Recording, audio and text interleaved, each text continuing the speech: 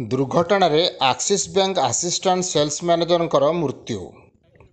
ଢେଙ୍କାନାଳ ଜିଲ୍ଲା ଗଅଁଦିଆ ଥାନାଠାରୁ 3 କିଲୋମିଟର ଦୂର ଗଅଁଦିଆ ଷଡ଼ଙ୍ଗୀ ରାସ୍ତାର ଗଅଁଦିଆ ଅବକାରୀ ଥାନା ସମ୍ମୁଖରେ ଆଜି ଅପରାହ୍ନ ପ୍ରାୟ 4ଟା ସମୟରେ ଭାରସାମ୍ୟ ହରାଇ ଗଛରେ ପିଟି ହୋଇ ଜଣେ ବାଇକ୍ ଆରୋହୀ ଘଟଣାସ୍ଥଳରେ ଗୁରୁତର ଆହତ ହୋଇଥିଲେ।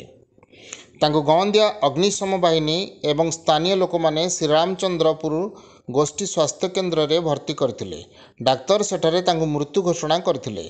ସୂଚନା ଅନୁସାରେ ଗଅଁଦିଆ ଆକ୍ସିସ୍ ବ୍ୟାଙ୍କର assistant sales manager Chinmay Sathua ବୟସ 30 ବର୍ଷ ଏକ ବାଇକ୍ରେ ଗଅଁଦିଆରୁ ଷଡ଼ଙ୍ଗୀ ଆଡ଼କୁ ଯାଉଥିବା ବେଳେ ଭାରସାମ୍ୟ ହରାଇ ରାସ୍ତା ପାର୍ଶ୍ୱରେ ଥିବା ଏକ ଗଛରେ ମାଡ଼ ହେବା ଫଳରେ ଘଟଣାସ୍ଥଳରେ ଗୁରୁତର ହୋଇଥିଲେ।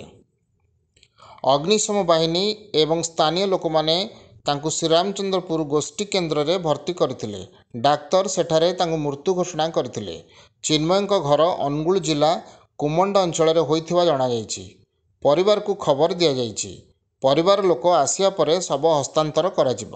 ଗଅଁଦିଆ ପୋଲିସ ଘଟଣାସ୍ଥଳରେ ପହଞ୍ଚି ତଦନ୍ତ ଜାରି ରଖିଛି।